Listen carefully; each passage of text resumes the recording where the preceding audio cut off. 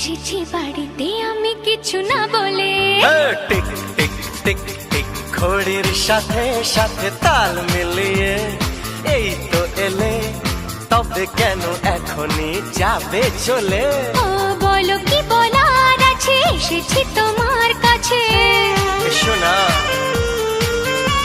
আরে বলো কি বলার আছে, এসেছি তোমার কাছে। বোঝো না কেন যে যায় সময় চলে, এসেছি বাড়িতে আমি কিছু না বলে।